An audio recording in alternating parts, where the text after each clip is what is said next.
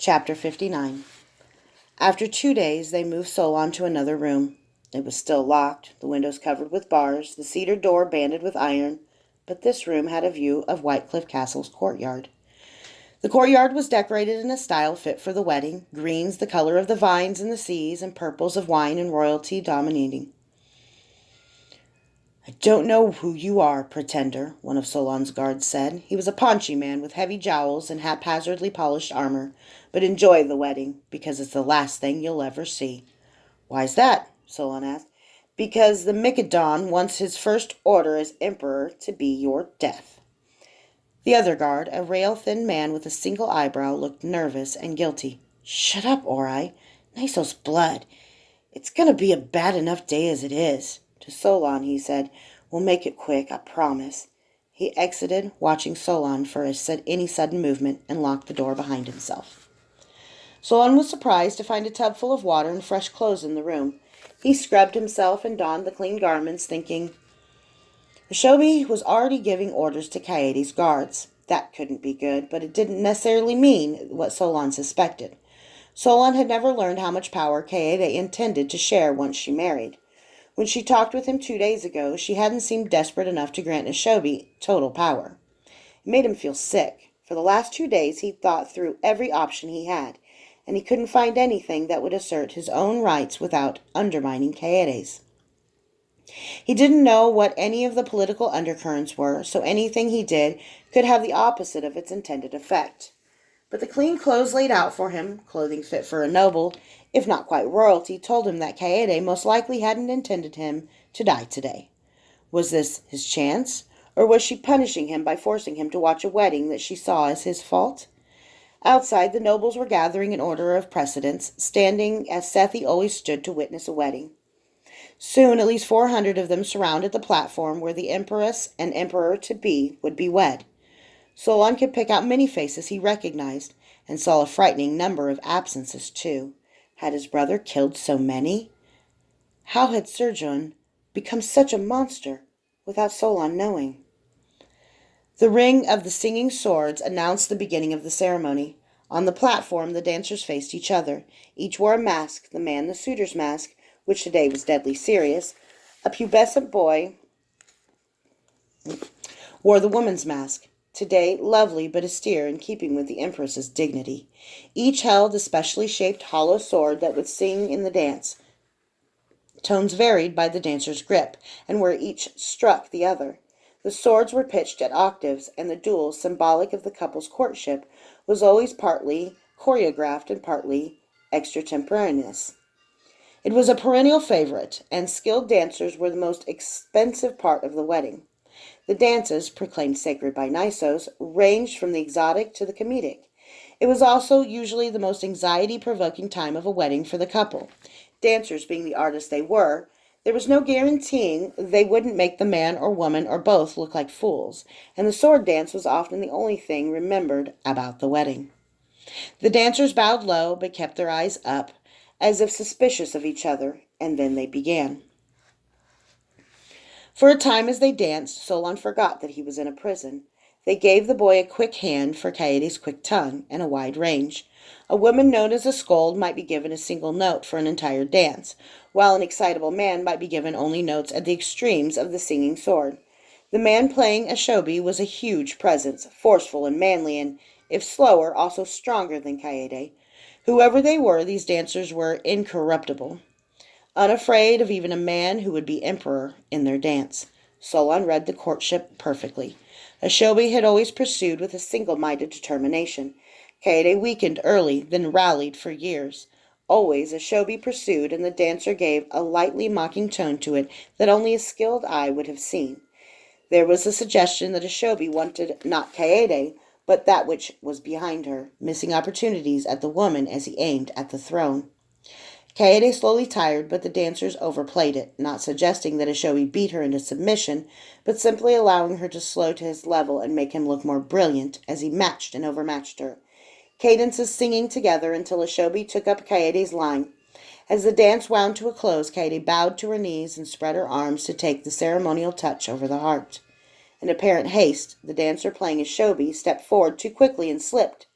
His sword tapped her throat for the barest instant before he righted himself and touched it to her heart. It was so well done that even Solon believed for a moment that the dancer really had slipped. Everyone took it as that, or decided to take it as that, a slight error in an over-the-wise, flawless performance. They cheered wildly, and once the cheering stopped, the betrothal ended. The betrothed entered.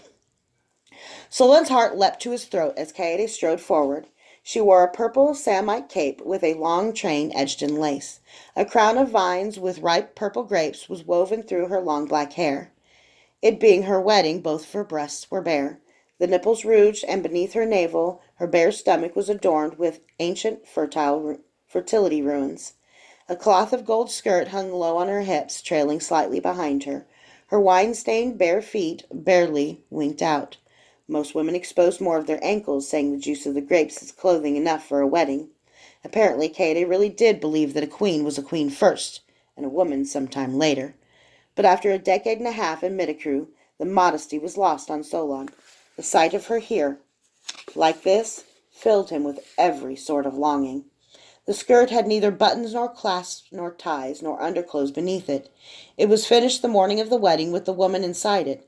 It was to be torn off by the groom in his passion. Revelers outside the wedding chamber would call loudly until the groom threw it out the window. In ancient times, and in some rural areas still, the skirt was always white, and ripped open but not removed until the wedding was consummated. Then the revelers would parade with the proof of the woman's virginity, which as often as not was sheep's blood. Most mothers provided their daughters with a vial of it in case she had broken her hymen, licitly or illicitly. It was a tradition Solon was glad had mostly disappeared, not only because he thought it was gross, but also because he found it hard to imagine enjoying consummating his marriage with drunken, screaming assholes pounding on the walls. In the courtyard, as Shobi Takata walked forward, Solon felt a stab of hatred. He should be walking forward now. He should be the one who tore Kaede's skirt tonight. Shobi Takata came into the circle bare-chested as well, ruins of vigor and potency painted on the surface of a stomach so muscular and devoid of fat that it wasn't flat but ridged. He too wore vines through his hair and a simple green cape, paired with cloth of gold trousers that ended just below the knee. Shobi mounted the platform, barely looking at Kaede. Solon thought he must be either blind or homosexual to disregard such beauty. He turned and addressed the assembled nobles. I came here today to marry our empress. It was in my heart to unite this land as it hasn't been united for more than a decade. I know all of us were dismayed when we heard of Dwayne Rariamo's infidelities, and though it strained my family's honor, I came here determined to wed.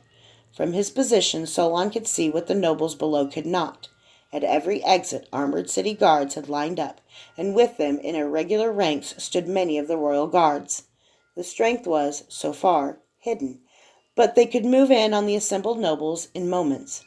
What Solon couldn't see was how Kaede was taking this prologue to treason. He didn't have to wait long. Kaede strode up onto the platform directly to Ashobi and slapped his face. If you speak of treason, Ashobi Takata, I will have your head. Kaede said it in a clear, fearless voice. An older noble Solon recognized as Nori Ashibatu, long a friend of the Wariyamos, shot a look at Ashobi and stepped forward.